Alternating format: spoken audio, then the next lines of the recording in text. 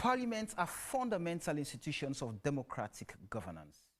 Effective parliaments contribute to the rule of law, economic prosperity, and improved social welfare of a country. Now, the balance of power in Sierra Leone's parliament after the 2018 elections suggested that crafting a stable majority for governance was likely to be tricky, if not messy. The ruling Sierra Leone People's Party had 48 seats. The All People's Congress, APC, had 68. The Coalition for Change, C4C, had 8. And the National Grand Coalition, 4. Now, there are 3 independent members representing seats in districts dominated by the ruling SLPP and 14 paramount chiefs who are not elected by universal suffrage. A simple majority of 74 out of the 146 members is required to pass most bills in the House.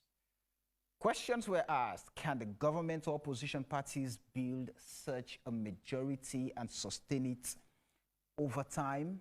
Apparently, yes. The judiciary gave the SLPP majority in what many described as unconstitutional ruling. Now, since then, it has been like a roller coaster in the well. Some days, the well became boxing ring. Some days, it became the streets for protests. Some days, it became the second most corrupt institution in the country. Some other days, it became a house that does not know it should retire state funds. And for the most part, it has been described as rubber stamp, with few outstanding performers. Tonight, we reminisce on the 5th Parliament of the Second Republic of Sierra Leone. My name is Samuel Wise Bangre, and this is AYV Sunday.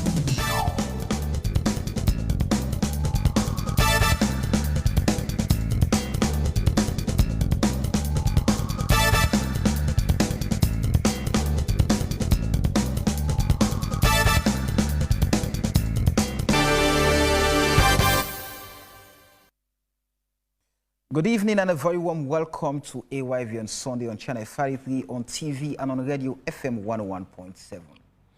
Today we are reviewing the 5th Parliament of the Second Republic. This evening I have with me the Acting Director of Communications of Sierra Leone's Parliament, Shaku Lamin Toure. Good morning, good evening and welcome to the show, Shaku. Good evening. I have the Executive Director for Campaign for Human Rights and Development International, Abdul Fatoma. Good evening, Abdul. Good evening, Samuel, and thanks for having me. All right, other panelists shall be joining us as the conversation continues. But first, Abdul, let me ask you this question. Reviewing the legislature, the well of Parliament, I always tell people that when our forefathers were naming that house the well of Parliament, it was appropriately done. Just so because we understand that it is from that very well the water meant to nurture our democracy is drawn, and the iron meant to forge our laws are mine.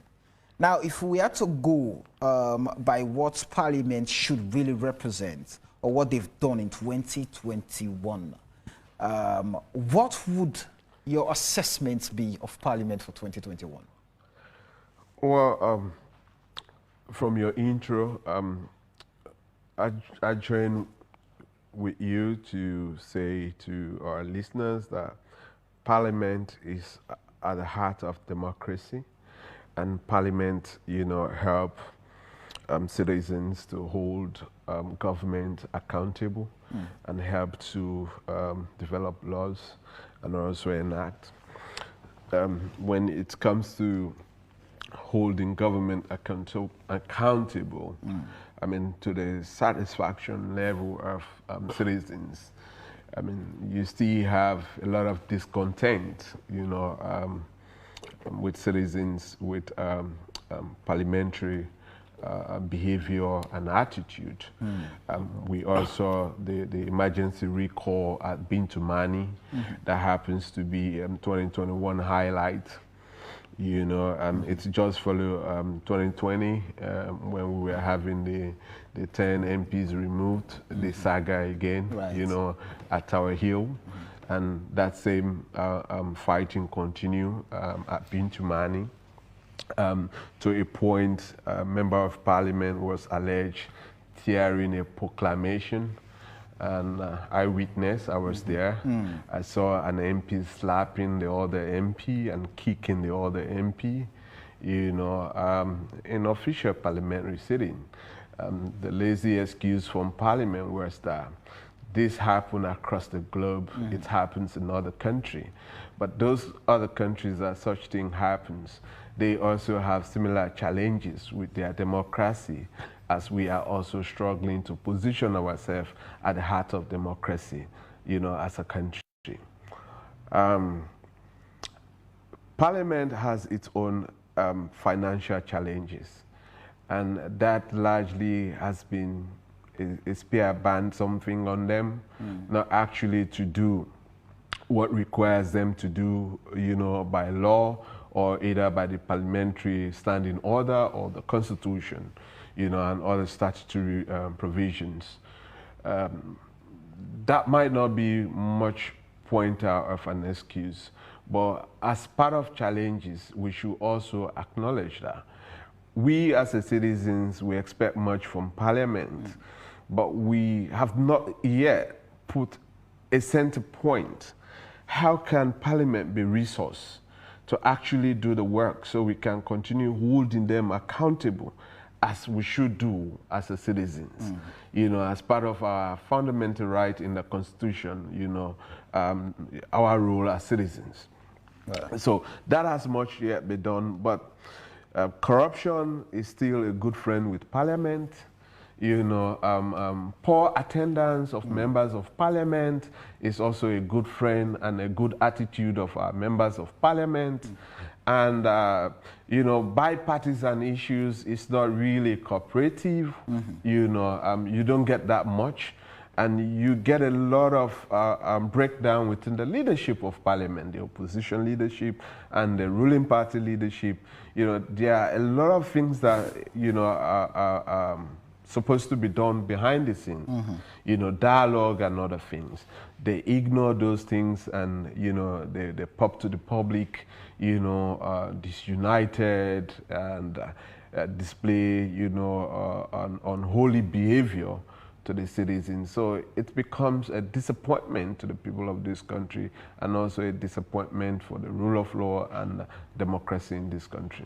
All right, let me welcome Melvin Tijan Mansari. By association, he's a member of Parliament. Well, Melvin is a correspondent there in Parliament. Good evening and welcome to the show, Melvin. It's always good to be on AYV. Thank you for having me.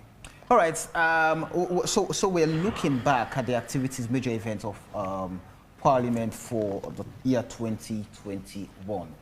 And unfortunately, you and I have a conversation, and it is always very difficult to assess, especially when Parliament in itself is not organized enough to have a schedule to give a calendar of events for the year. But what's your view generally of 2021?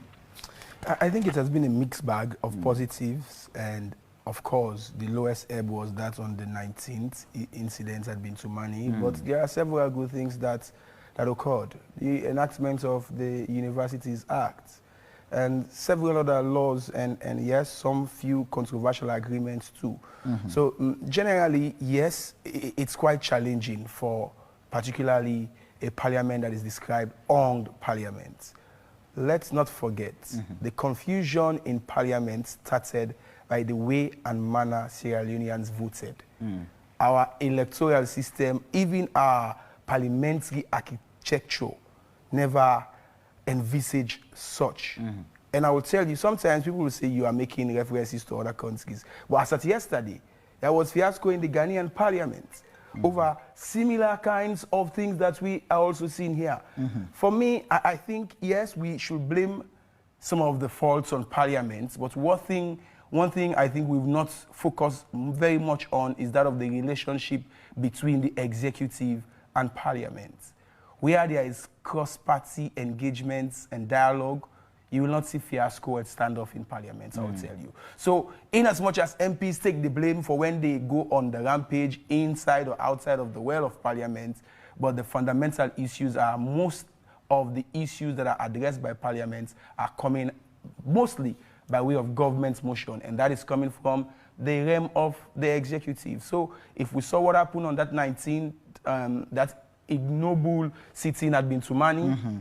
I will not blame MPs at all. I will not blame the leadership. I will blame the president. I will blame the attorney general, because where they could have done better, that thing should have not have been the way we saw it happening. But generally, yes, for the year 2021, let's also be guided that a parliamentary calendar is different from that of the normal yearly calendar.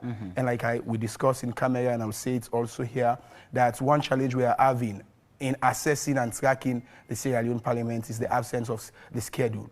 Once a parliament does not have a schedule, you will not be able to tell what is coming inside this quarter, this session, and so on and so forth. So I talked to a lot of my partners in Ghana and elsewhere, and they will ask what is coming up for the fourth session.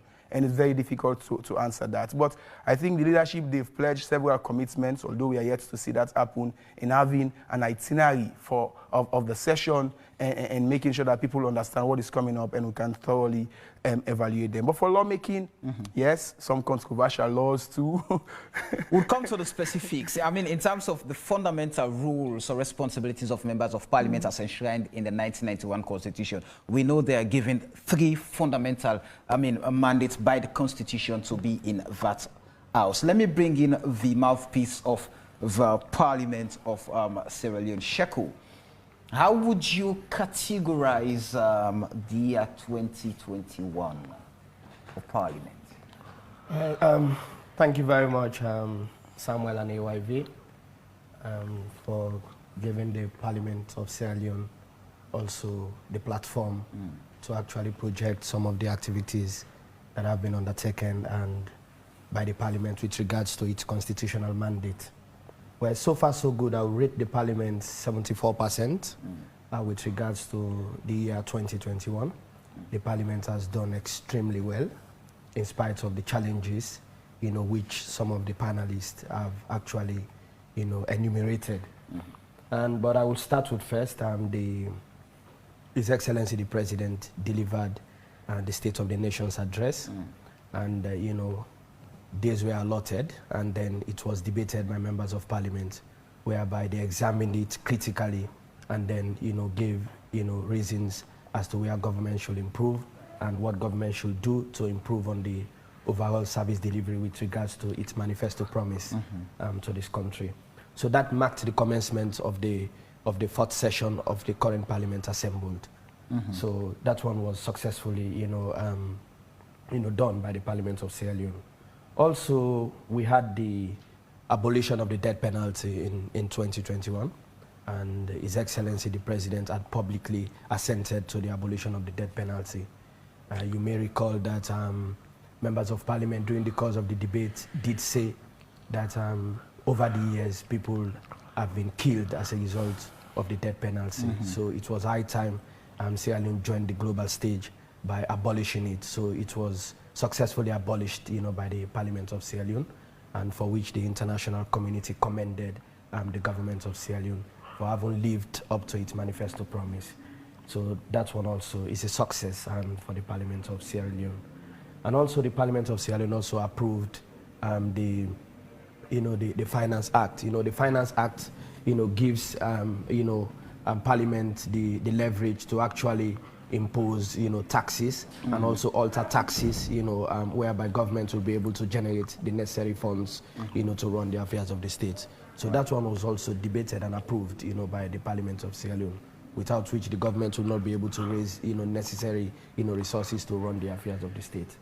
And also the Parliament of Sierra Leone has also, successfully debated and approved, in this 2021, the Appropriation Act, of 2022, whereby, government has actually apportioned, resources to ministries, departments, and agencies to undertake development, aspirations, as per manifesto promises, to move the country forward. So yes, and as Melvin rightly, stated that it's a mixed bag. And in terms of challenges, yes, and it's part of global practice now. Like recently, I was with the Speaker's delegation in Kigali, Rwanda, and I must say, and we have a lot to learn from Rwanda, having regard, for what they went through with regards to the genocide. But there's a huge, transformation in Rwanda with regards to leadership, and also you can see, you know, a remarkable change, or others would say the rebirth, you know, of a nation. Yes, and it's a landlocked country. It's without a seaport, you know, but again, energy is sustainable, and also, you know, they are able to get, you know, most of their goods from neighboring countries like Burundi, and Kigali is clean, Kigali is green, is highly vegetated. I think we have a lot, you know, to learn from Rwanda. Let's get to the crux. We have three constitutional responsibilities for members of parliament. The first one has to do with representation. That us the citizens, us the constituents, go to the polls and vote them in, send them to the House to represent us. Let's talk about the aspects of representation, or should I say quality representation of the people of this country in Parliament. Have we seen that? Take into consideration a report by the Institute for Governance Reform and the Center for Accountability and the Rule of Law, indicting them as the second most corrupt institution in this country? Yeah, that was a perception report. By the people. By the people. Largely outside there, it has been a similar perception from people who are far from Parliament. And those who are close to Parliament, it depends on their relationship with Parliament, will also give you a different picture. The confusing thing we have been enjoying in this country is the double standard of people who are highly intelligent or who supposedly or pretend to be intelligent. You can see people who are very close to Parliament. We say in secrecy to you that indeed Parliament is corrupt, and members of Parliament will say to you, Parliament, it's a society. I mean, they have their own secret things of doing things. It's a different world. So the different world mean, you know, bribery and other things, you know, survive. Who create that? The people of Sierra Leone and the government of Sierra Leone. Why? The government of Sierra Leone is responsible to give Parliament the right resources for Parliament to operate. Some committee largely struggle to have vehicle as a committee in order to do effective, you know, committee sitting and do committee hearings. We have seen members of the executive openly disrespecting Parliament, ministers, directors of MDAs, and this undermines the trust and confidence in democracy. So that clearly shows that, you know, the quality representations you're talking about, it's lacking. Because if the partner in governance, the executive arm, doesn't have respect, they don't have respect for the legislative, the trust and confidence from the people who elected, you know, those people, it will be washing away. And that is the picture it has created already. And a lot of allegations from committee stage to the entire parliamentary stage, that extortion, harassment, you know, of people who appear before, you know, members of parliament, and you know, and people we attest that say, I bribed, but I'm not going to say that openly, right? Because, you know, my position will be at stake, you know, in society. Abdul, it was on this very show, one of our previous editions of this very AYV on Sunday, that we had the Honorable Indolo Guevara, for example, agreeing and confessing to the things, I mean, the ills happening in Parliament, corruption.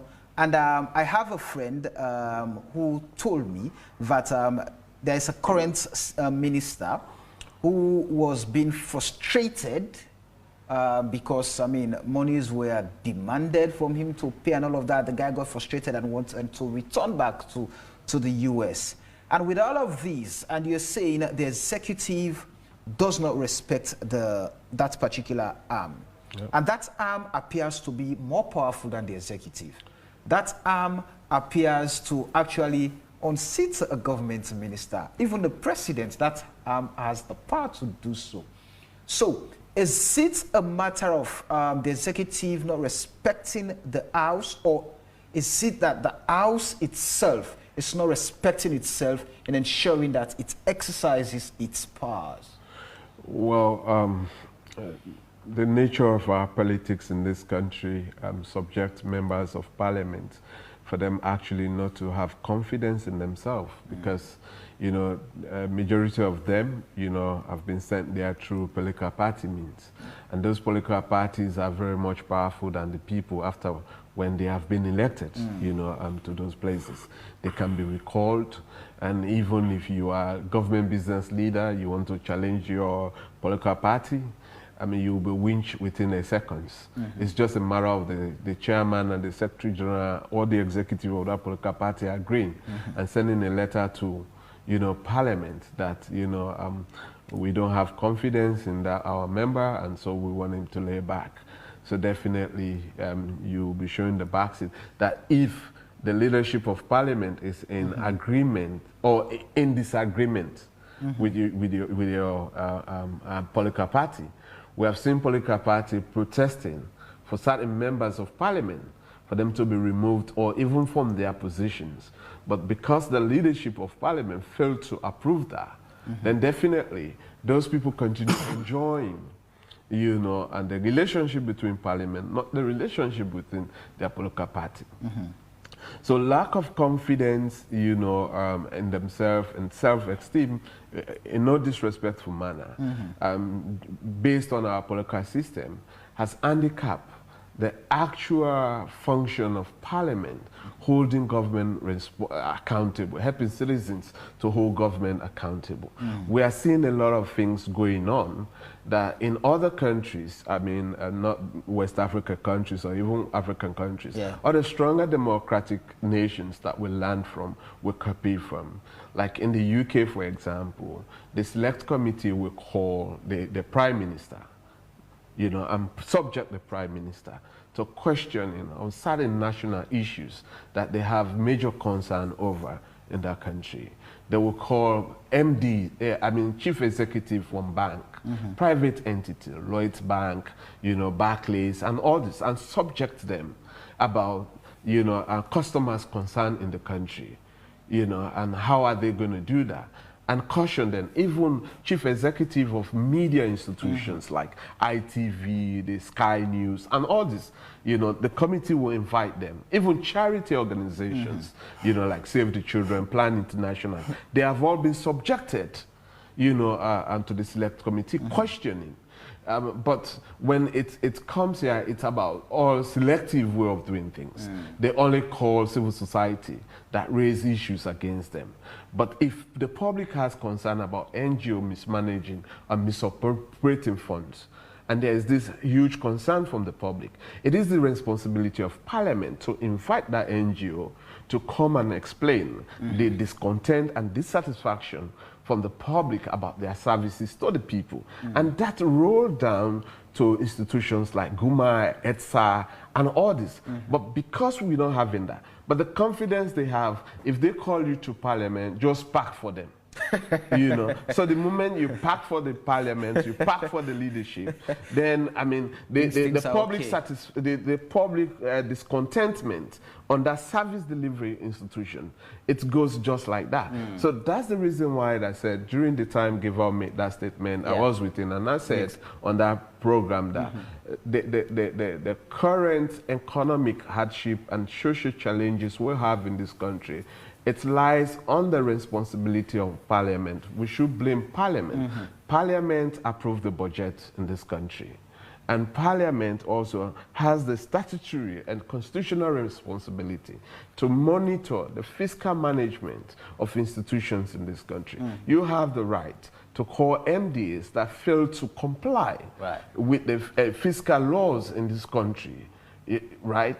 And also, if you fail the so-called audit service, you know, recommendations, and year in, year out, we know MDAs, ministries, and Parliament itself fall short in meeting these demands.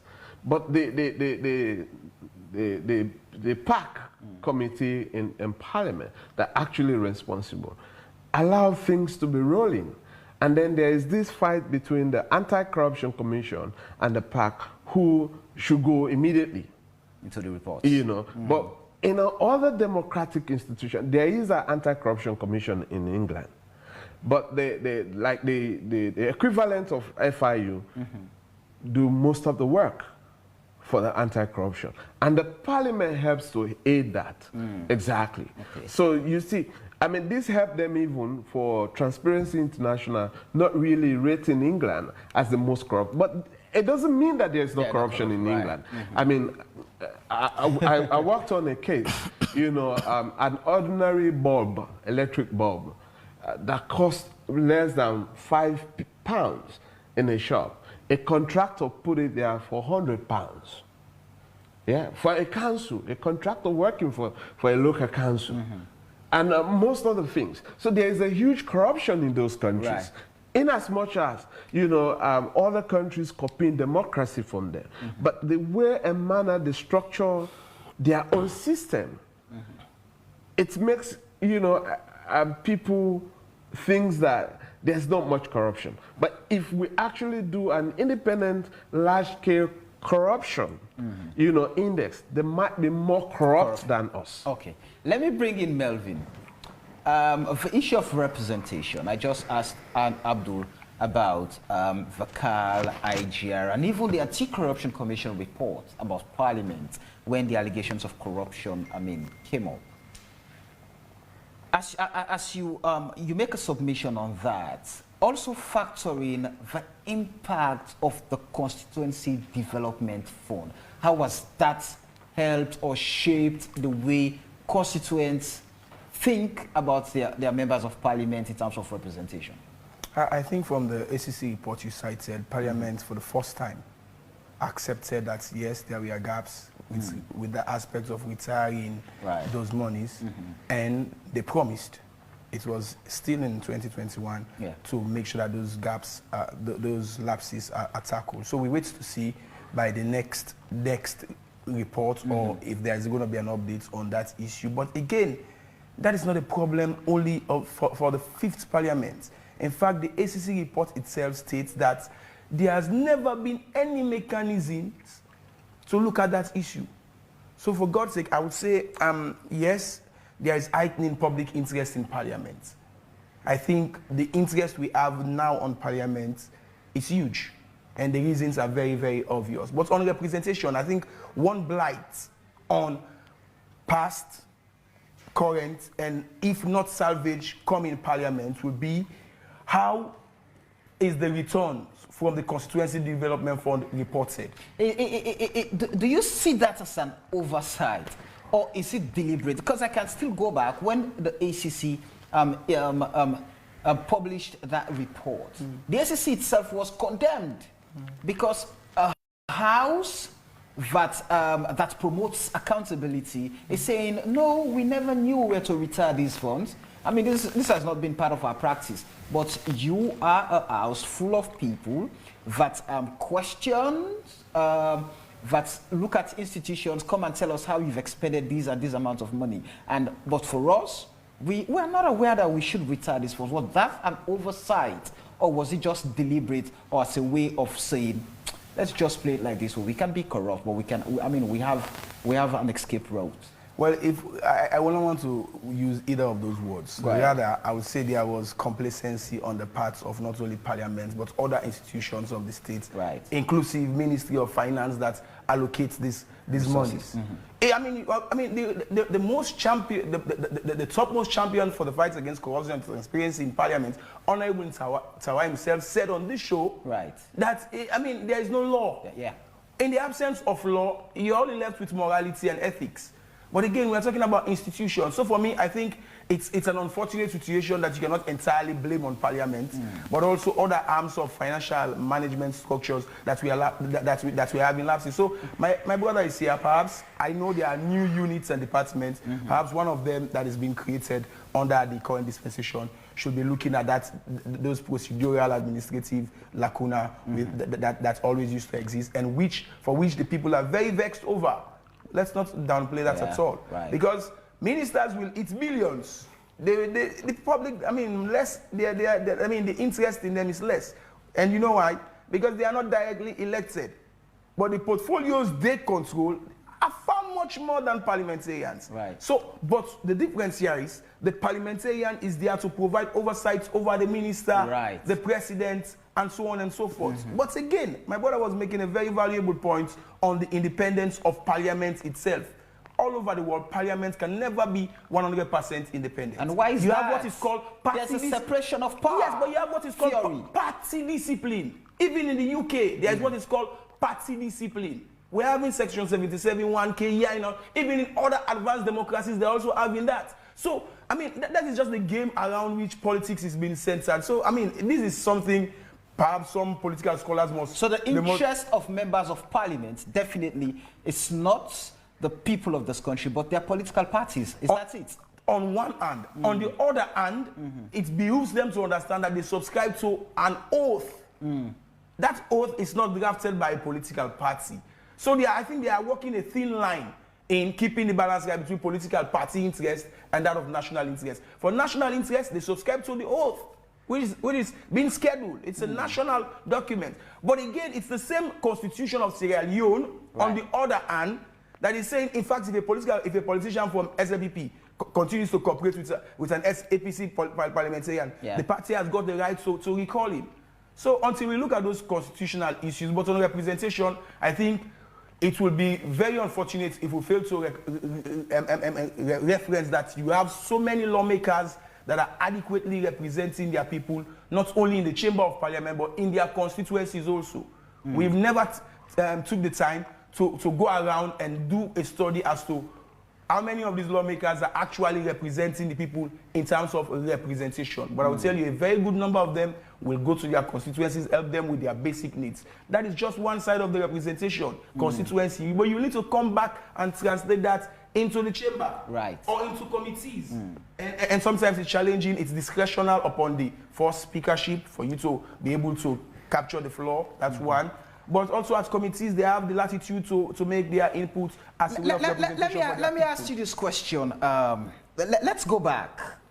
You said there are a good number of members of parliament who represent their constituents very well. Because if you go, perhaps, if I'm married today, I come meet my member of parliament, hey, right now, I'm married, I mean, something they come up. If if my cousin, is unable to pay school fees, he or she goes to that member of parliament, and the member of parliament feels that is part of his responsibility. And so for them, for the constituents, some of them, that's representation. Oh, this are member, I will vote for them. But for example, let's take a look at laws. When there are bills, many would, because many are of the view that parliament is not a house of technocrats. It's just a house of representatives. So if you're representing me and there's something crucial, especially about a law, one would expect that you come back to us. These are the things, but has that ever happened? Quality representation. Well, that is subjective as to what we call quality representation, because we should understand the context. Go ahead. The culture also. We're in a culture wherein if a member of parliament goes there and just do things generally and don't feed the mouths and purses of the constituents, even if you are the best debater, you will not be liked or loved. So we should understand the cultural context. I once listened to Honorable Ibrahim Rassim Bundu saying, members of parliament are managers of poverty. And now it's dawning on me as that, in the case that if your constituents are poor, their concerns will not be mostly around what law is good or what law is bad. They will be mostly concerned about what's the direct benefits. I have visited several constituencies across this country. Based on the kind of constituents you are having, so the issues are going to be projected. You cannot compare the demands of a constituent at Sporwood to that of the demands of a constituent at Kurubola. So if we want to use the one lens to look at representation, or what we call quality representation, we might be missing the fact, because the situations are different, the constituencies are different, the regions are different, and so on and so forth. But I think, yes, there are global benchmarks, one of which is that of the CPA benchmark. You have the IPU benchmark. These are the global benchmarks you will want to use. But again, if you want to use the CPA benchmark, it's telling you that a member of parliament firstly must have a clinic. And in that clinic, that member of parliament should have not less than 4 or 7 staff. Do we have it here in Sierra Leone? So in as much as we might want to benchmark with international best practice, local practice also should not be discountenanced at all. So it's a matter of context, but I think we are thriving. We are not perfect, but our democracy is an emerging one. We used to be described as having a rubber-stamped parliament. Some people still hold that view. Yeah. Others like us that are progressive scholars in this parliamentary business believe we are emerging. Because if Ghana at its best, they are still politically not in consonance over issues, it shows that these things are almost inescapable. What is not inescapable is how, again, I go to the point, the chief executive goes about handling all of these political interests that are vested in What has the chief executive officer of the state got to do with parliament? A lot. When there's a speaker, when there's a leadership in parliament. A lot. We used to see under the last administration when there were tense moments in which the chief executive by then, Dr. Kuruma, used to summon the leadership of parliament at State House. And those moments were described as the executive heavily influencing an independent organ of the state. That cannot be, because the executive, we're having a constitution that the chief executive is a ceremonial member of parliament also. It's in the constitution that the president is just a head, just a ceremonial head. Well, he is part of the not part of the operations. But let me, before I bring in Sheku, let me just bring in Abdul. Abdul was making a very, critical point about the fact that the state or the executive does not value those guys in the house. And what you're saying, that the chief executive should be in a position to actually lobby and play well with guys in that house to ensure that, they're able to fix one or two things. Where the separation of power comes, and how would that position the well of parliament? You see, Melvin touched on something that I always say in most programs in this country, that if we don't amend our laws and develop laws that will put Sierra Leone in a progressive path in socio-economic development and democratic, progress, we will continue, our great-grandchildren will continue saying the same thing that we're saying. Because some of us have been saying most of these things over and over, year after year. When you look at the Constitution of Sierra Leone, it deprived the people of this country about the true meaning of democracy, how democracy should strive in any, progressive community or country. The president of this country, by law, is a member of parliament. And it says the moment he is in the well of parliament, the speaker give up his seat and he occupies that seat. And proceedings will still go on, conversations will still go on and with party in parliament. But what we have been saying, with no disrespect to the people of this country, we have been having a lot of people in the world of parliament that don't know the values and importance of parliament, of being a member of parliament, how important it is. Some people just love the nomenclature, and Mina MP, Mina you MP, but what it actually means. And some committees, you hear MPs saying, na dry committee, then go put me. There is no dry committee. Absolutely. Right. If you're doing your work, it's no dry committee. You are there. Those committees are set up based on the social standard, in this country. If you are charged with the responsibility, for environment and other things, we have a lot of environmental issues affecting, our communities in this country, from the private sector, from the community, and the social sector. So it gives you an opportunity to interface. What are the environmental impact assessment that has been done? I mean, a lot of even the agreement that we signed, it's a uniform statement. If you have been observing Parliament, following Parliament, Mr. Speaker, this agreement is good for this country. It will help to create job opportunity. I endorse this bill. I endorse this agreement.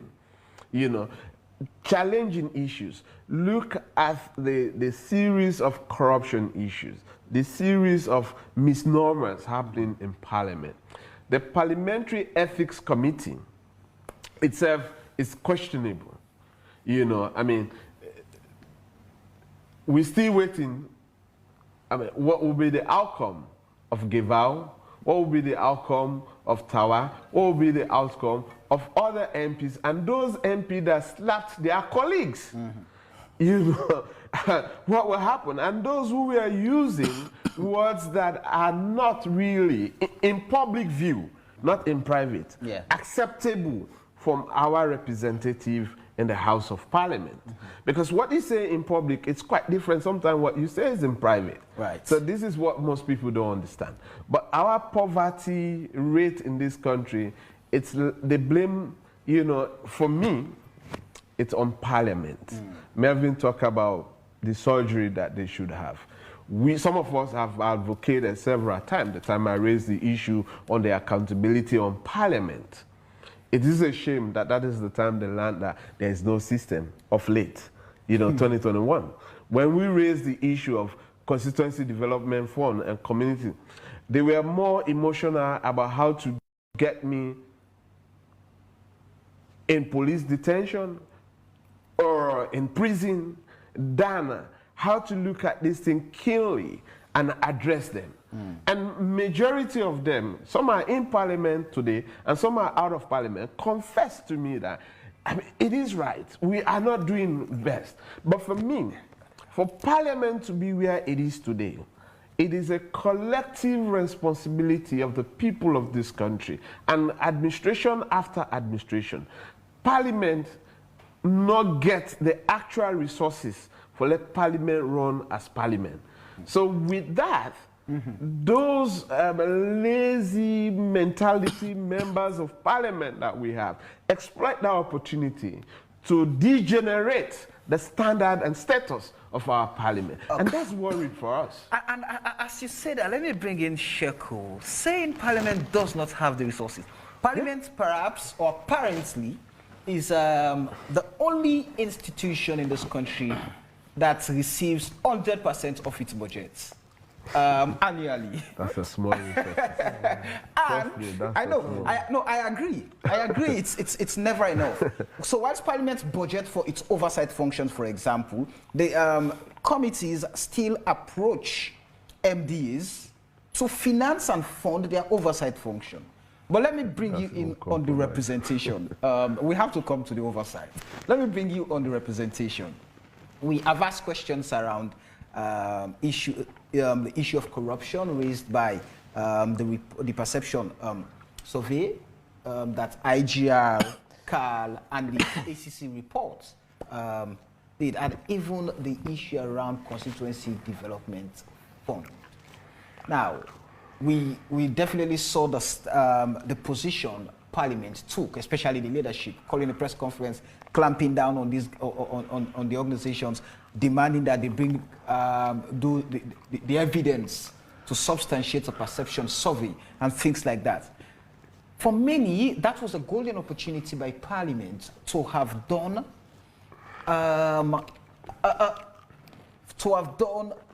itself a very good favor by introspectively taking a look at what they've done and what they can change, because those they represent are the ones these institutions, talked to, and at the end of the day, they told them that that house is the second most corrupt. Now, in terms of representation, how did that pan out for Parliament? Once again, thank you very much, and AYV. I think we are progressing, and as a parliament, in spite of the challenges that you've already spoken about. But now to Carl and IGR regarding the corruption perception survey which they did. The leadership of the Parliament of Sierra Leone had to invite them to adduce evidence as to some of the conclusions and in those reports. And they were unable to give that. And even Honorable Givao, who is an insider, you know, and he was the chairman for the legislative committee in Parliament, given his background as a lawyer. And, you know, he had to confirm, allegedly, that the Parliament was corrupt. So the Anti-Corruption Commission was very much proactive. They invited him to at least, you know, assist them. Before Givao, it was Honorable Tawa and the clerk. Yes, confrontation on air. Yeah, they had it being on, corrupt, yes. Yeah, no, on 98.1. Yes. But it was an allegation. It was tit for tat, a word for a word. And where is the evidence? So the evidence is crucial, you know, to actually support or to give credence or to lend credence to whatever you are saying. So the Parliament is not actually averse to findings, you know, that will support or enhance the legislative capacity. But the manner in which it's being done and where evidence are being sought after, I think is very much serious, and those institutions should cooperate. So even Honorable Givao, where he was given the opportunity, it was in this very show, you know, one of your shows, I think it was AYV Wake Up Sierra Leone, that I did say that Honorable Givao is an honorable man. He had, you know, made a confirmation statement on the BBC. So again, he has responsibility to honorably, you know, adduce evidence as to those allegations.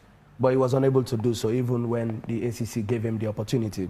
Many said he was pressured, he was twisted. Well, he was given the opportunity, but then he came out and said he had no evidence as to those allegations. And then he was then taken back to Parliament, you know, with regards to the Parliamentary Committee on Privileges and Ethics, where he had to apologize for those unfortunate statements which he made against the House. So we must take note of that as well. And also, if we go back to the 4th Parliament, there was again an allegation of corruption in the Parliament of Sierra Leone, which the very Anti-Corruption Commission then had to investigate again. And then they came out, you know, conclusively stating that they had no evidence suggesting that the Parliament was corrupt. So you see, we must go back to institutions that have been created to do, you know, certain jobs, you know, based on constitutional responsibilities. So in all those instances where they have, you know, alluded, you know, that the Parliament, you know, is corrupt, evidence we are not given, evidence we are not shown to actually, you know, show that, you know, the Parliament of Sierra Leone is corrupt. So I must, state that. In my own case, I provided evidence. No, and you see, Mr. Fatoma, you are a friend of Parliament. Yeah. You see, you in the last Parliament, you spoke about the CDF. Yeah. And then I gave evidence. You know, and then you know, you suggested about, you know, 20 billion, over 20 billion being given to members of Parliament, when in actual fact it was about 7.1 billion. No, that's not true. And that was around the late clerk, if he's alive, or other people, the director of communication can approve. I mean, I still have the evidence. Why are we calling it dead? If this Parliament call me, I will still bring it. But I respect you as a senior citizen. I will still bring it. Know, but just that. Honorable Tawa said he provided pieces of evidence at the ACC, and it was only left with the ACC to have done what was right. But unfortunately, the ACC came out saying, there are no proof of corruption. It's only that the institution lacks systems and processes, and some of these things are systemic, so we are going to put systems and processes in place. For areas where there could be possible, you know, suggestions or possible ways and means as to, you know, corruption to take place. So that was the conclusion of the ACC. So as a result, the prevention department of the ACC is working with the Parliament of Sierra Leone to address those, you know, anomalies. So, but it's not sufficient to say the Parliament is corrupt. So we must state that again, and for the purposes of this program and for posterity's sake. And also, yes, I've already alluded to that, the ACC and the report on the findings of the Parliament of Sierra Leone. Yes, you again spoke about quality representation. I think with regards to quality representation, first of all, and we have to note the fact that the Parliament of Sierra Leone is a recipient of byproducts of political parties. And political parties, in most instances are providing the citizenry, people whom they think, should represent them. And as a result, they do their primaries and they award symbols to those people. And the people had no choice but to participate in the democratic process by voting for their elected representatives.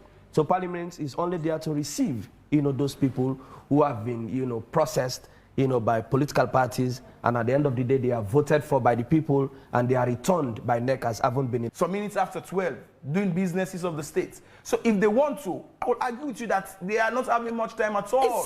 Is it the fault of the Public Account Committee, or is it the fault of the Parliament, say the leadership of Parliament? No, I'm saying, I'm asking based on if I belong to the leadership of Parliament and we've charged a committee with a responsibility, it behoves us, the leadership members, to come and ensure that you deliver on that particular responsibility. So is it politics at play? Well, Parliament is a house of politics, but that should be a responsibility of the business committee. Right. To say, let's bring this business of debating Auditor General's report on the other paper. And mind you, this business... You request for, you budget for oversight function. The funds are allocated to you, but you still go and ask these MDAs to finance your oversight functions. That in itself compromises your independence. It compromises your independence totally. And with these reports not being debated, the Auditor General since 2016, so now it's not being debated in Parliament and all of that. Where are we in terms of oversight? Because remember, the first year, they received full money, but they did not perform a single oversight function. That's according to their members. Yeah, when you look at oversight, because we lack an oversight in Parliament, we also see lack of public accountability in this country. Accountability doesn't only go through financial accountability. Even actions accountability counts a lot. And the conflict of interest in me sponsoring somebody who is charged with the law to come and audit me and also name and shame me for not doing my work properly. And if you want to come over in February, and I think that by February I will not do my homework, put my house in order, I'm going to stretch to you that my financial constraints cannot permit me to pack for you for for February, but I will pack for you for March. And by then I've already, do some organizational work that will pass me, a clean bill, then I pack for you as well. So this has been the culture, and that culture has killed the actual spirit of oversight role for members of Parliament. Right. And the Parliament itself, the entire Parliament, before you go to the oversight committees, because they comprises of members of Parliament that makes of Parliament. Alongside the administration, headed by the clerk, lack the spirit and appetite of oversight and accountability. Because they themselves don't want to be accountable, and they think that, because we are lawmakers, we are above the law. No, there are rules and procedures, there are code of conduct that guides your behavior, and your character whilst you occupy those offices. And, seeing the reaction of PAC on issues boiling with political interest, you can see the energy. And it was a disgrace for a PAC calling mayor And at the point of this conversation, look, we are all tired. Look, we are tired. We all know we are human beings, right? And if you know you are exhausted, it is within your right to postpone. I mean, nobody is chasing you to fast-track hearing. So get a conducive atmosphere. MPs in other countries, senators, you know, equivalent to members of parliament in other countries, run up to 1 a.m., you know, if not all of them. But those people who have interest in that subject will stick around and debate that issue till they get to the conclusion. But if you say, oh, we are exhausted, I mean, that was a clear disrespect to the people of this country. I mean, nobody forced you to summon that meeting at that late time when you know that you have already been exhausted. You should, I mean, postpone it to another possible day. That was a clear disrespect to us. And you see a lot of energy in that prospect. But then, citizens have been crying the poor service of Guma, the reckless and brutal behavior of the Sierra Leone police, the insecurity of our inmates in prisons, the rice saga supply within a supplier and the prison management. That's a national security issue. You call both the supplier, the NPPA, and also the prison management. Because that's a national embarrassment. But people think that, I mean, these are serious issues that Parliament should treat very seriously. You have the Guma Valley issues. People pay, but water is not going into their, you know, properties. And oversight is doing nothing. You know, I mean, the fact that you park, you are good to go. You know, and the political side of that. The park headed by who? The deputy speaker. And when the speaker is not around, this is the same man who presides. Who preside. And so, which political tools? And then the business committee, it all depends on who leads those committees. And our members of parliament, they are beggars. Beggars in the sense, some even beg for them to belong to certain committee, for them even to be a chairman for certain committee. I mean, that's demean to them. It's disrespectful for them.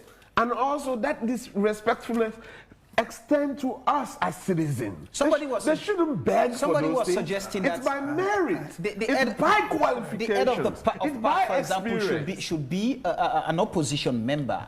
The head of PAC, the Public Account Committee, should be an opposition member. Somebody was making that suggestion, that that's the best way you can have an effective Public Account Committee that will deliver.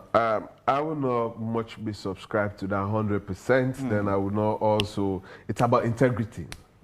It's about integrity.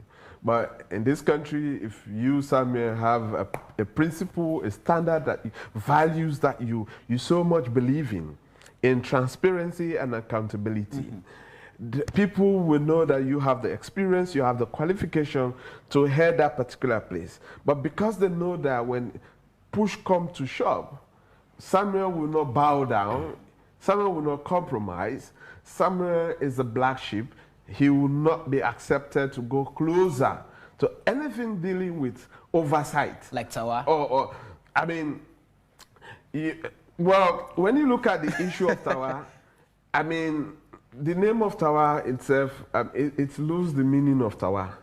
Because, I mean, where is him still towering in this entire process? You know, it's dull as, you know, the dull blade is now. Because, I mean, he succumbed to circumstances. I mean, if I was in his own shoe, you know, as a man, I would kick out, you know, I don't mind they kick me out of parliament, but then I cause disaster in that constituency. The positive disaster, not negative one. The positive disaster is that I will run against my party as an independent candidate, as long as you are a good, you know, citizen.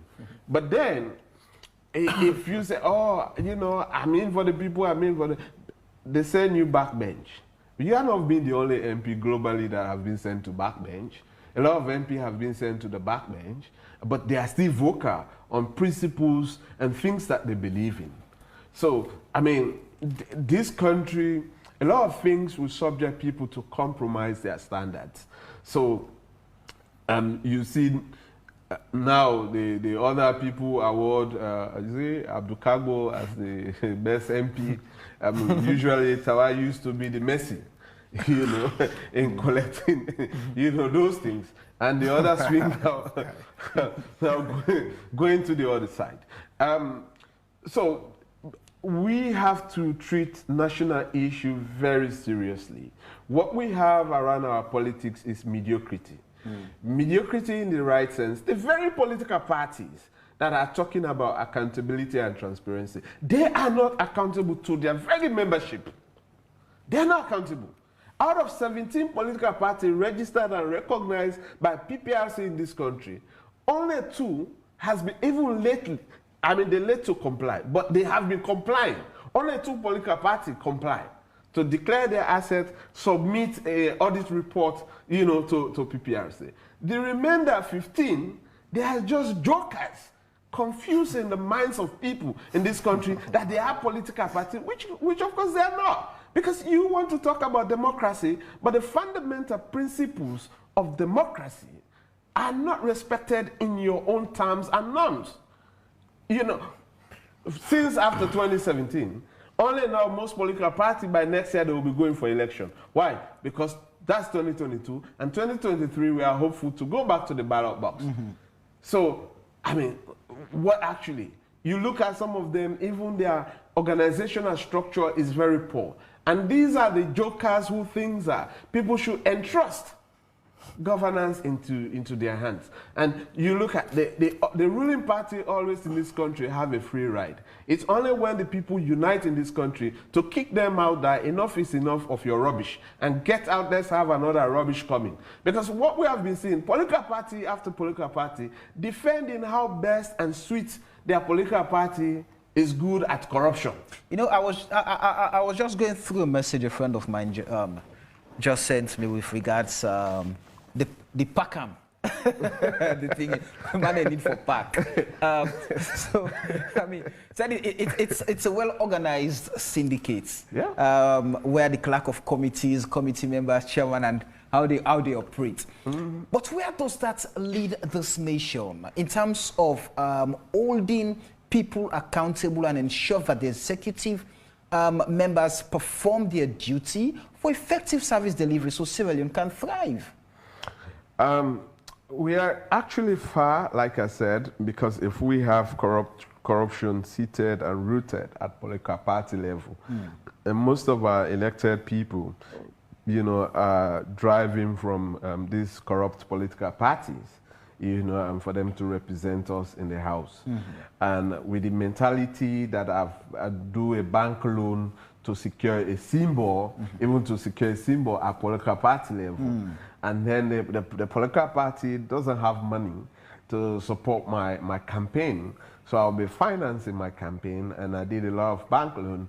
So you see, they are desperate to join other people to loot the state.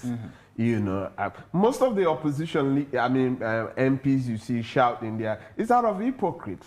Majority of them compromises their stance, you know, already behind the scenes, but they're pretending that, oh, we don't want our members to feel that we are just here as a lame dog, so we have to do some shouting. And doing that, you know, in a heel manners attitude, deceiving the people of this country. That's the politics in this country. I mean, we need, as a country, we really need to sit down and look at the responsibility of our political party before we start really entrusting power into their hands. Before you cut me off, yeah, I was talking about this one. In this country, you see, the APC, SLPP members, their supporters, said, but no, I mean, we not being corrupt this kind of level, but we not have own corruption pass Marco, but not pass with. So when you see the actual interest in these people, it's how best and how sweet corrupt these political parties are, robbing off the state.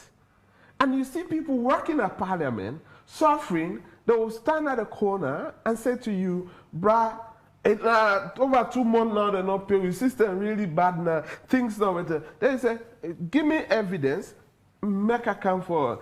Well, if they sack me now, I go. I go. No. I mean, he or she will accept. So when you look at the thing, even us as citizens, greater majority of us are not prepared to fight corruption. We babysit, we harbor, we refuge corruption. And so they enjoy those things. And those MP who borrowed money, for their symbols and their campaign, they have nothing absolutely.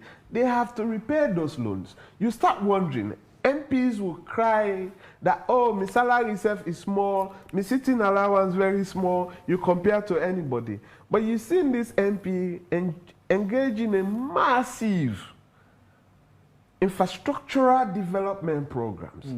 And this MP, he or she will say to you, I got me party the way at business people. That's a conflict of interest issue.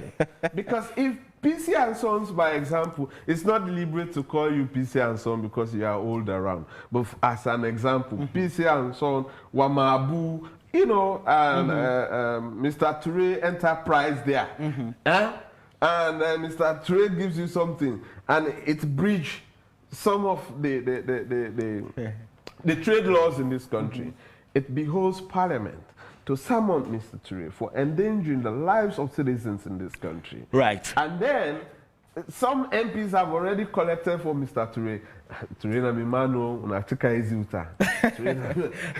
All right. Before that's the rubbish. Before I bring Sheku in, just quickly, Melvin, let me hear your thoughts on this. Just quickly, the issue of oversight. It's just what's really just comes to mind has to do with majority of those in the executive are party executive members.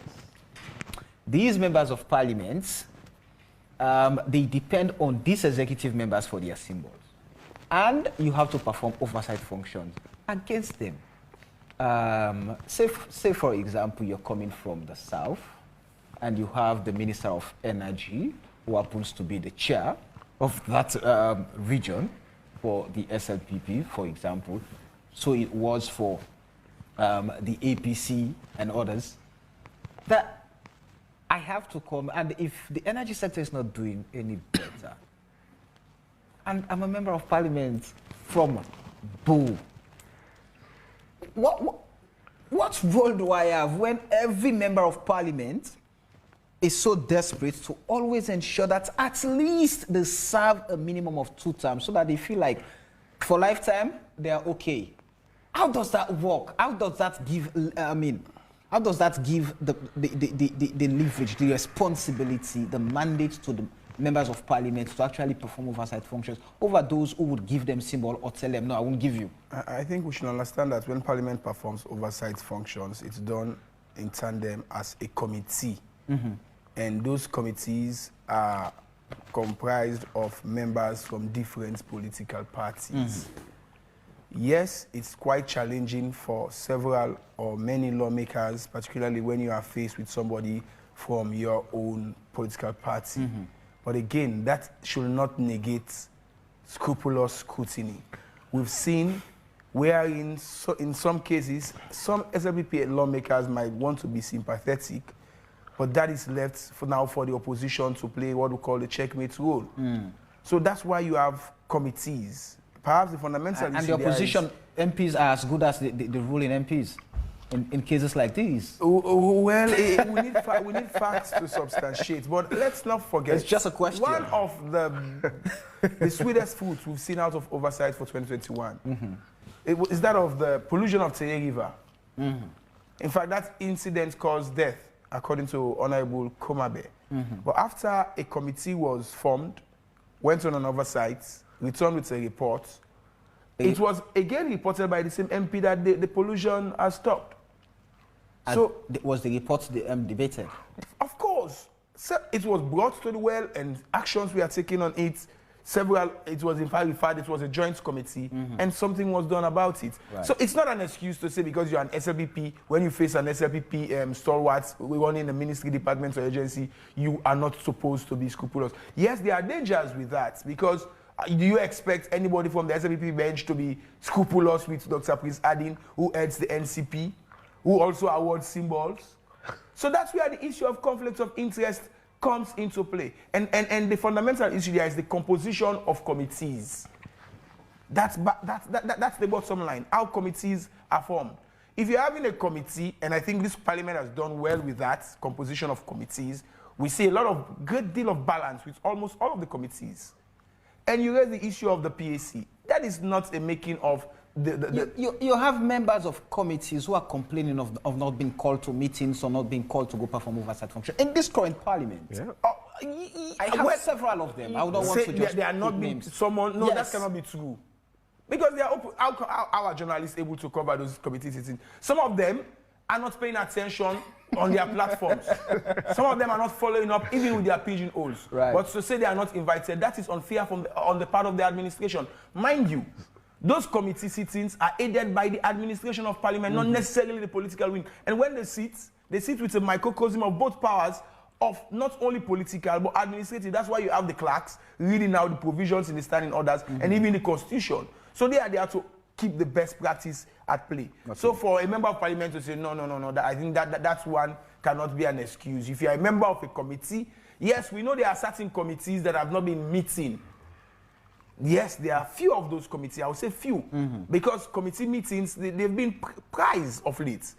Because every committee member now knows that if you are not given the opportunity to speak at the well, you have an opportunity to come and speak at the committee level. Okay. And we've seen several members of parliament exploring the committees to not only bring benefits to their constituencies, but on national issues. But when those for example, like the issue on Orange versus those support sellers, Orange money people, they all of a sudden overnight, Orange came out and said, oh, they are cutting down on the commission. But it was the Parliamentary Committee on Information and Communication that summoned Orange, in fact compelled them. They sluggishly implemented the order. But again, that is a success story of effectiveness of committee. Okay. So in as much as there are some committees that are not effective, but there are several other ones also that are effective, and we must be very proportionate in the way we colorize it. Let me bring in the designated defender. The issue of oversight, we've talked about reports not being debated, and the compromises that occur during oversight functions and all of that, because the MDAs are again asked to fund some oversight functions when all of these oversight functions have been budgeted for. Well, you referred to me being the defender of... as the mouthpiece. But I'm just here to actually present the issues as they are. And, I cannot understand what my brother over there from civil society meant by pack for them. And you cannot understand. And, it is sad, that, and we, just like I was saying, that and if we are making an indictment, let it be followed by, substantive evidence, to prove the fact. Like this popular journalist did in Ghana, and over the judges. I think if we could do such, it will help to actually improve, our development. So packing it strides, So I will not subscribe to the view of packing. Go ahead. Because it's good that you're smiling. That I don't have evidence to search. I must state that for the record. And also, he spoke about composition of committees. And you see, we have the selection committee. The selection committee comprises of the leadership of Parliament. It is that committee that will sit and determine, who chairs or who deputizes or who becomes a member of a select committee in Parliament. So that select committee is thoughtful, is considerate, and then they will look at qualifications. Just that our membership to committees are being appointed. They are not being elected as in other jurisdiction. So we must take note of that as well. Yeah. And also, there was a position that the Parliament of Sierra Leone should discuss the Auditor General's report in tandem with the Public Accounts, Committee report, in light of the Auditor General's report being tabled in Parliament. I think that is the position of this current Parliament assembled, that we're not denying the fact that the Auditor General's report should not be debated, but it should be debated in tandem, with the Public Accounts Committee report in respect of same. Simply put, is that before the Auditor General's report could be debated, the Public Accounts Committee must have looked into it, and then, brings, its report to the plenary, and then members of Parliament will have the leverage to compare what is in the Public Accounts Committee report and that of the Auditor General's report, and then make their submission. And that is the position of this current Parliament assembled. And since then, that has not been done. For example, the COVID-19 audit report, it has been tabled and in the well of Parliament, but it's yet to be debated. So we only hope and pray that the business committee will thought it fit that yes, now that it's been tabled, then it should be debated. And let's go backwards and look at the fourth Parliament with regards to same and the emergency audit that was done on the management of the Ebola funds. Yeah, and it was the Public Accounts Committee looked into it, and then it was debated, and then recommendations were adopted. And with regards to the emergency audit that was done on the management of the Ebola funds in the last Parliament. So Melvin was alluding to Section 119, subsection 5. That is where the Constitution is saying that the Auditor General's report should be debated and issues arising therefrom should be committed to a committee in Parliament to look into it further. And then the practice is saying that, and based on precedent, that the Auditor General's report has not been debated in its raw state. It's been looked at by the Public Accounts Committee, because the reason being, and the Auditor General expresses an opinion, and those queries that are embedded in that report, they would have to be looked into, and then the officers that were being queried should be given an opportunity to reply, to some of those queries. I think that had been the practice, and that is what the current Parliament is following also. And even though they are saying by way of departure that no, and even though we are going to debate the Auditor General's report, but then it should be debated in tandem with that of the Public Accounts Committee report. So until the Public Accounts Committee develops its report, the Auditor General's report will not be debated. And so since 2016, that committee has not done that? Well, you cannot say in 2016. You see, Parliament is in continuum, and have you given an instance whereby the Auditor General's report has been debated in its raw state since we have the Parliament, so the question I'm asking now, the Public Accounts But Committee. You are tracing it to 2016. Then the question is, has it ever been debated? The Auditor General's report. Fortunately for me, I'm the moderator. Yes, and so it's a food for thought, And I think, the idea of MDAs, previously supporting, parliamentary committees, that are supposed to go and oversee what they are doing, is disappearing now, It was also a concern raised by the current speaker, Honorable Dr. Abbas Bundu, that it is not prudent and for MDAs to finance, is that not happening now? Parliamentary committees. I said it is disappearing. Oh, all right. I thought you said it was previously. Because Parliament, is now, doing its best to support, oversight committees to go on their scrutiny and other oversight engagement. And Melvin, I would also support you. Just quickly, in respect of most of the committees, not all of them, but most of the select committees have tabled their reports, in the well of Parliament. It's just that they are yet to be debated. So I think we are progressing.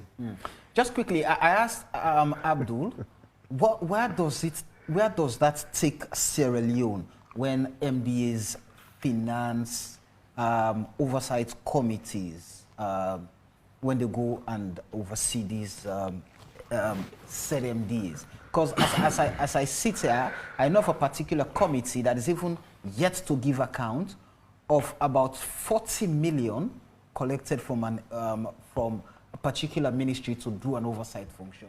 And it's not being done. So I can only imagine how many committees are actually receiving such amount of money from MDAs, and at the end of the day, nothing comes out of it. You see, it sounds big, you know, when you mentioned by way of quantum 40 million. No, it could be 5 million, but the MDA should not do that. It's not about the money, it's about the practice. Samuel, you see, can I interject? You see, Samuel, let's face the issues head on. It is not ideal, you know, it is not an ideal practice. Right. But judging from the fact that the parliament was constrained, you know, with resources, and members of parliament, you know, wanting to do their job, and MDAs themselves want, you know, to be actually, you know, supervised by the respective committees in parliament. That is in no way, you know, speaking to the fact that they were going to compromise, you know, parliamentary committees because they were being financed or funded by the respective MDAs. Because remember, these select committees are bipartisan with respect to composition. So if, say for example, say the government, you know, bench wants to compromise something, the opposition will cry foul, and then they will bring it, you know, for public scrutiny. We're discussing parliament. Yeah, that is it. That is what we are saying. Composition of APC, SLPP. That is what we are. This is a hung parliament. Or that's a rainbow parliament. You know? Exactly. So everybody is there. All right, you wanted to have a bite on it? Yes, on that issue. I mean, there are two sides to that story of oversight. I have read documents from ministries, departments, and agencies that are presented to Parliament, in which some of the activities that are supposed to be roles of members of Parliament are also captured in their activities and in their annual plans. So in that case, if, for example, I think it was one of the education ministries, where for just the popularization of a certain policy that is yet to be even tabled in Parliament, a huge quantum of money is being set aside. Yeah. So in that case, do you expect them to just keep their own money and Parliament spending its own? I agree totally that there is a room of proclivity for mortgaging of independence. But again, let's not forget, it's not only Parliament that is having funding for those kind of functions. So some of these institutions do also have similar policies. Does that make it right? Well, if they are catered for, then it's not also illegal. If for example, you've given me a budget that you're going to buy this bottle of water, and it's been budgeted for, and then you still come and ask me that I should give you money for this. Is that legal? It's not about, I am not saying when the request is legal. My argument is when there is an available fund. I'm talking about this gender empowerment, for this gender popularization and not for oversight. That's what I'm saying. Which are two different things. Yes, it's for popularization, but for oversight, understand. Go ahead. They have activities that are captured, they are coined in such a manner that can almost pass for an oversight. Joint activities with other ministries, departments, and agencies. Some of them will even have vote allocation for even engagement. So that's duplication then? Then who you blame for that? You blame those at the Ministry of Finance who are not wise enough to see that, oh, Parliament is projecting this, and this institution is also... You think it's omission? I cannot tell, but the only thing it has a consequences on the national purse. Right. We have so many other things to do with money. So for me, instead of ministries, departments, and agencies being given budget heads for similar activities of Parliament, transfer these monies to Parliament and let them do it independently. Right. Okay. Let them do it independently. But again, I'm talking about country context here, my brother. It has been challenging, but let's say for a fact that in 2021, the budget allocation to standing and ad hoc committees, I mean, that was increased by the administration. Right. So if there is more money now, some of us will not see any reason for a committee in Parliament to want to go and request for funding to undertake over. It used to happen. These are our friends. Sometimes we drink together, sometimes we eat together, and we know for a fact that basically what they push for more has to do with what comes to their pocket or their account. More salaries, I mean, car allowance, rent, wardrobe allowance, fuel, and all of these things. But when the administration, where Sheku belongs, come, they want the institution to be empowered, to be well-financed. But individually, these guys, what they need is what goes into their pocket. That's the complex, the slippery slope, keeping the balance between the parliamentary administration and parliamentary politics. It's very difficult. That's why you must have an independent parliamentary administration. International best practices are having standards for even the recruitment of parliamentary workers. Right. Once those things are not set right, there are problems. Because at the end of the day, the administration of parliament should be the gatekeeper of even the political wing. The political wing is time-bound, but the administration of parliament is expansive. They are always there. Right. So wherein it's only the capacity of the MPs is under the spotlight and the administration is being ignored, it makes room for in a political the politics in a political architecture like Sierra Leone, where the political heads are seen leading or heading even the administrative wings of institutions. How does that work? So you go to a particular ministry, they tell you, I mean, the technocrat at the head of that ministry is the permanent secretary, but that permanent secretary is being influenced and instructor controlled by a minister who is supposed to just be a policy head, a political head, and not. So looking at all of that, how do we push this? Keep that for the way forward. Let me to the last mandate of members of parliament just quickly because of time. Lawmaking. 2021, I mean, appeared to be quite a good year in terms of laws for Sierra Leone, because we saw where the criminal libel, the criminal aspect of the libel law was expunged. We saw where the IMC Act was also amended, the death penalty was abolished. You know, quite a few progressive laws were passed. But also, I mean, you look at the no action on the citizenship law repeal. You look at the opposition obstructing the ratification of the agreement that should have ceded the autonomy of the Sierra Leone State Lottery. That's yesterday. I mean, so we've got a lot of things, and there was this, I mean, boxing ring of the census law instruments. And so, but let me start off with you, Abdul. For 2021, in terms of lawmaking for the Sierra Leone Parliament, perhaps this is where I would now ask you to rate the Sierra Leone Parliament for 2021. I will actually give them 25%. The reason, I mean, I will give justification why 25%. The reason being that Parliament has not been behaving itself well to the people of this country. You have the clerk and a member of Parliament, you know, engaging in public disorderliness behavior, and you have other cross-section of members of Parliament, senior members, legislative committee, human rights committee chair, accountability committee chair, coming out in the public, you know, disregarding Parliament and disregarding the people of Sierra Leone. And also you have the Speaker of Parliament, who also, his utterances most of the time, it's very much disrespectful to the people of this country and members of Parliament themselves.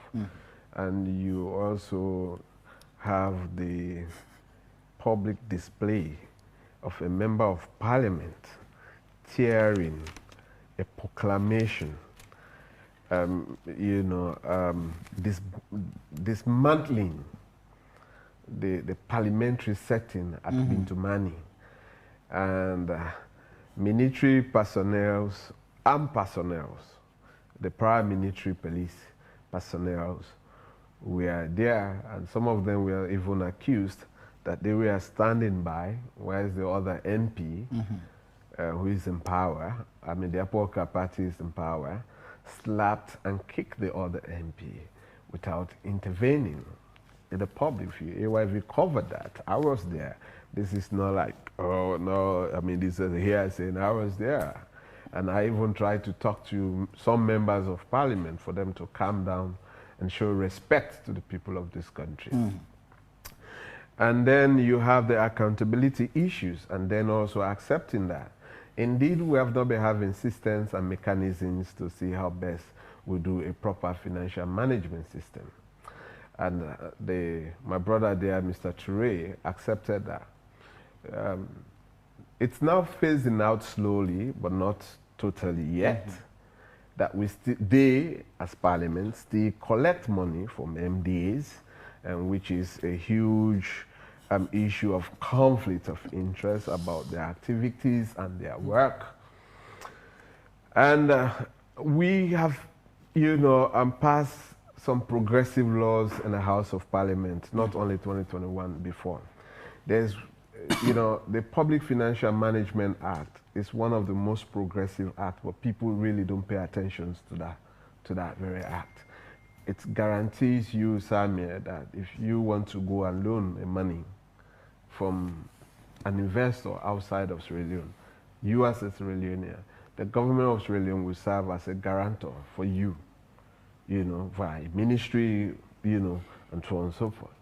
And so it gives that opportunity for people who say they are entrepreneur, really to expand on their investment, something. So as a citizens of this country, as a Sierra Leonean, have we been making use of those things? The SMEs Act, the Small Medium Enterprise Act also, it gives a lot of opportunity and promoting the actual local content, things that we keep talking about, how progressive it is.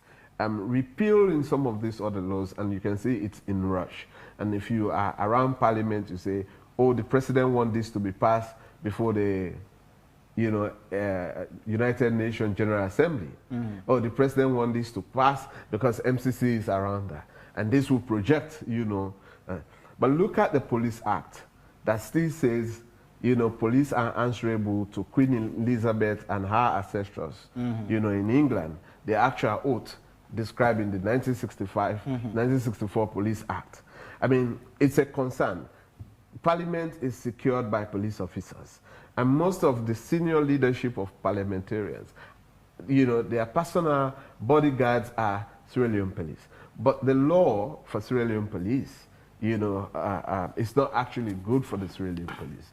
Have Parliament actually looked into those things and urge, some of us have raised the issue. So it's now to Parliament to actually call the Ministry of Internal Affairs, the AGs, and also the police and question why you don't have appetite for this. I think this is not good for this country. An MP can champion that, but we have not been saying that. Then you also roll down to, the 25% come with the massive infrastructural rehabilitation. I mean, that's what I would give them, 25%. But in terms of their operations and representation, for me, it's zero. But for the massive infrastructure, because we deserve much better. And if we as a citizen deserve much better, our representatives deserve much better. I want to see them in a very good working environment, good working conditions, but that doesn't give them ticket for them to be corrupt. Okay. But I want the best for them. I want them, when I go somewhere, if I say that's my member of parliament, I will not be ashamed to introduce my member of parliament. So I want good things for them. Okay. Melvin, let me have your submission on lawmaking. For lawmaking, I think the most controversial law that was passed is that of the agreement, the agreement with the Chinese government for the controversial fish harbor. I think that's the most. Another controversial one was that of an agreement on the brewery sector, wherein some taxation issues were there, and several objections were raised by some members of the opposition. Outside of that, I think there have been celebrated laws with the University Act, cybercrime, abolition of death penalty, and all of these are happening in 2021. Mind you, the show says review of Sierra Leone Parliament, 2021. So 2021, we've not seen much. I mean, even as yesterday, there was a show of what I'll call political magnanimity, wherein, well, arguably, the government bench was arguing that some of the lawmakers in the opposition never, went through the agreement that was deferred, that was later deferred, and that was a real show of political maturity, because we could have seen another fisticuff as at yesterday, but that was averted. So generally, several good laws. On agreements, it's again going to be contentious. Several agreements have been signed, and the interest behind those agreements, I know lawmakers like Honorable Yum Keller and others, they've always questioned the nature in which, even some members in the government bench have argued, the likes of Honorable Veronica Kadisisi have argued that the parliament should be part of the process of even negotiating some of these agreements before they are actually entered into. So I think, yes, my brother should be able, but again, that is departmental issue to tell us the number of agreements and the number of bills and things. I was also inquiring for those data, but I think generally, we've not seen much 99 years, quote-unquote, agreements in 2021, which is good. We've seen also a great deal of debates and controversial debates too. We've seen at some points wherein some of these debates are taken to a division, and although the way the speaker will preside in calling the collection of voices, sometimes that can be another question for another day. Right. But generally, we've seen ethical, clinical debates from lawmakers across the divide, mostly hinging on opposition attempting to unravel those grey areas, while the government bench, I would say, they are having a very good defender in the person of the leader of government business, who is a wide reader. And once you are coming with a vague criticism on a legislation or policy of the state, he will be there to take you on. So it has been ethical, basically, unlike previously, wherein we will see situation of such laws. In fact, lawmaking process where people are not even interested. We've seen several bills being committed to pre-legislative committee, spending a lot of time there for scrutiny and so on and so forth. But much more needs to be done in terms of making sure that members of parliament are involved at the onset, and that cannot be blamed on the parliament. It can be blamed on the executive, which is bringing almost all of these agreements and policies and laws to the parliament. So having parliament on board will help a lot in not only shaping the health of the debate, but also the impact of those agreements and those laws on the ordinary people. But generally, in terms of lawmaking, I think, yes, they will deserve to get a pass for that one in lawmaking. I'm not talking about representation that I've rated 49.8% on. Sheku? Yeah, I still maintain my 74% pass. Generally, across generally. On the current parliament assembled. And you've spoken already on most of the issues I'd wanted to talk on, even though on the onset I had made mention on some of the progressive laws being passed by Parliament, and citing the Abolition of the Death Penalty Act and also the Cybercrime Act of 2021. Well, the incident had been to Mani, and in the wording of the speaker was described as being inglorious, and for which he had apologized to the people of the Republic of Sierra Leone, describing it as, unfortunate. And even though we've seen in other democracies like in South Africa, in Uganda and Ghana for the second time, when we were in, for the 17th conference of Commonwealth speakers and presiding officers in Kigali, Rwanda, our Speaker of Parliament was one of the speakers who spoke on radicalism in Parliament. And he actually, tacitly made references to using, guided laws like the Constitution and the Standing Orders before you could make certain rulings, in Parliament, for which he was admired, at that stage, So others will say the incident had been to Mani. But somebody's just smiling. Others will, he's a friend of Parliament, for which I respect him. He's a good PR. I was there when he was reprimanded. Yes, so He almost shed tears. No, I never. I don't. Okay, that's very misleading. So I'm still on. Yes, go ahead. Well, it was very unfortunate. Yes. And others describe the incident at Bintu Mani for the laying, of the instrument, regarding the censors, that it was an act of filibustering, but at the end of the day, despite the fisticuffs, the paper was eventually laid by the Attorney General and Minister of Justice. And the opposition leader raised, the issue then, but the Speaker had to rule, using, Section 86, subsection 1 of the Constitution, that the President had the right to summon an emergency, meeting or sitting of Parliament. under provisions of Act Number 6 of the 1991 Constitution of Sierra Leone. And also recently, the census instrument was also laid, in Parliament, pursuant to provisions in the Constitution, specifically, Section 170, subsection 7, paragraphs A, B, and C, which is saying, rules, orders are part of the laws of Sierra Leone, provided one, they are published in the Gazette, they are laid in the well of Parliament, and after a period expiring 21 days, they will become law. Okay. So we've also seen that with the census, instrument. And Mr. Fatoma is always with us in Parliament. We're in touch. Sometimes we meet at the canteen. He's my man, He made reference to, institutional and capacity building. I think recently the Parliament of Sierra Leone scored 81% in the OGP, the Open Government Partnership, and Madam Marcella Samba was impressed that indeed our Parliament is opening because we have a RAM, catering for, persons, with disability.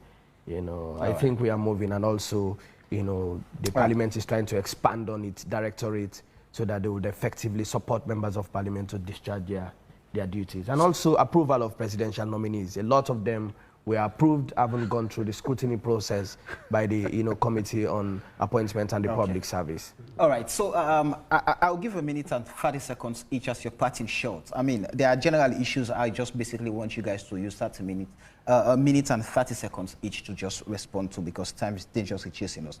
So we have, for example, the opposition walking out from the confirmation of the NEC Western Region chairperson, Zainab Umumosiri. You also have the speaker's property that were seized, returned to him based on parliamentary revocation. These are good things, and for Sierra Leone. And you also have you've mentioned the fight at Bintumani, and of course Fatoma has already mentioned the renovation, the facelift there.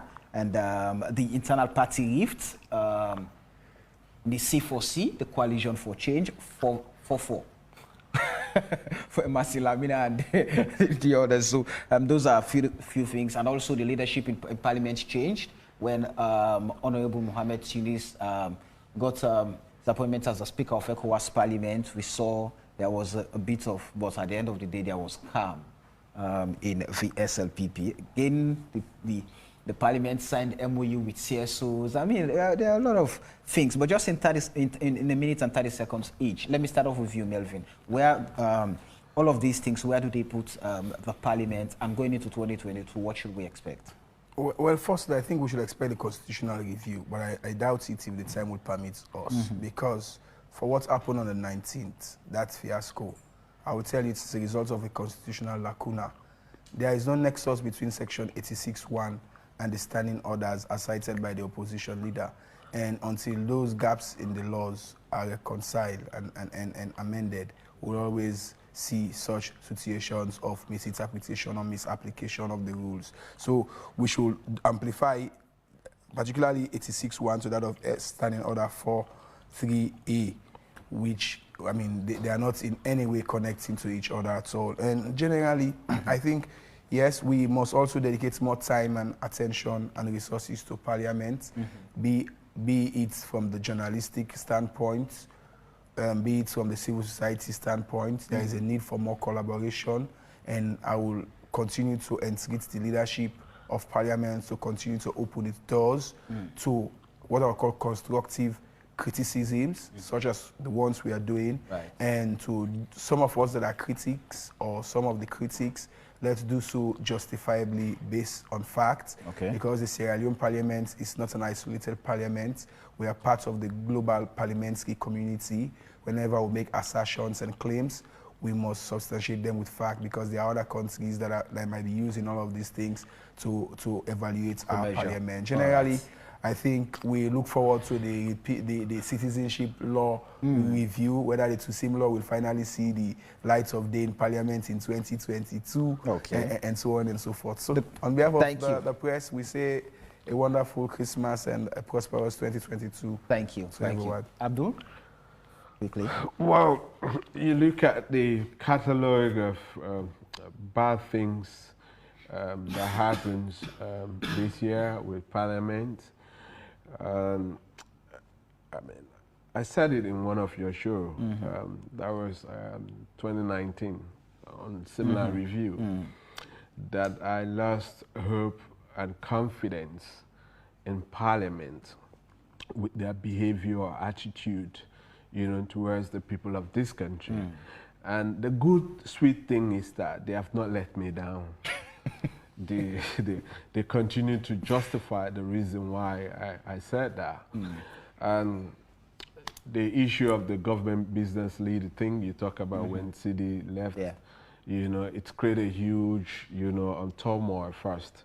But cleverly, I think Matthew has been able to sail that, you know, comfortably. I mean, is it a part of magic that I don't know? But I think he matured very fastly, you know, to address, you know, certain issue. And had it not been his fast maturity, Parliament would have been, you know, a battleground in this country than any other, you know, ground, you know, for people actually to go into any kind of fight. Okay. And now you see that the leader of the opposition, Cherno, he doesn't have much again to say here. He used now the ECOWAS Parliament platform to ensure that to market, you know, some of the things he cannot say here, but he can say it, you know, over there as well. So when Melvin is talking about coming with evidence and justification, we should also say this to our MPs, you know, because, you know, a lot of them make a lot of reckless statements on Facebook, WhatsApp, you know, and it's degenerate the actual image of Parliament. And the appointees, my last one, the presidential appointees, and this comes to the clear rubber stamp things, you know, and people talked about over and over. But the good thing before 2021, I mean, there was one person, you know, for the ombudsman position that was not, she was not sailed through because of certain reasons. You know. I was a deputy minister who was holding the dual citizenship. But they are ministers who... No, listen. Never returned. No. Even Dr. Estin Dembi was delayed by Parliament because he was having... He had to renounce his... Yes, but I will agree with you, the list is over 300 now. No, I mean, they are ministers. They are also currently military personnel who also hold a dual citizenship of the United States. And then he's still allowed to work in our military, which is very much unfair. Finally, quickly, Sheku. I mean, they don't go through Parliament, but it is not on record. It is not on record that there is anybody who had gone through the Committee on Appointments and the Public Service, you know, holding a dual citizenship. We've had a number of cases whereby they had to renounce their U.S. citizenship or any other citizenship before they could be allowed, you know, to pass through. But that's not the only caveat. You must be qualified and competent for the position. They look at qualification and competence before you could be, you know, before you could pass through the Committee on Appointments and the Public Service. So yes, the Parliament is progressing. The Parliament is progressively progressing, and I hope that Mr. Fatoma would, you know, have the courage to accept again that indeed I must accept my Parliament. I must continue to advocate for my Parliament to be better instead of you to continue to lose, you know, don't continue to be... I'm advocating for but their working conditions and working environment. Yeah, you've done that, but yet I'm you said... dissatisfied with other areas, and you cannot force me. No, why should I? It's against my human rights. Why should I? Why should I know. You see, when you are in discussion in a public platform with a human rights defender, you should be careful because you will sound the bell of, you know, human rights again, okay? Then walkouts are parliamentary, you know, they are acceptable as long as they do not disrupt the proceedings of the House. Okay. So we saw that with the ratification of the nomination of the, you know, Commissioner for Western Urban for the National Electoral Commission. So overall, I will continue my stance that the Parliament is progressing and the 74% stance.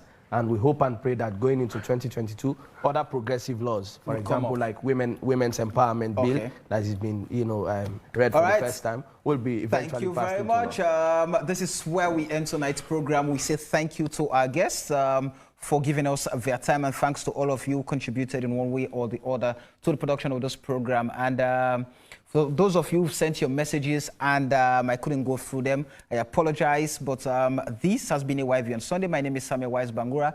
And up next is our AYV Primetime News. Till next week, take care of yourself, stay blessed, and make this your home of all things credible, factual, and all times balanced news.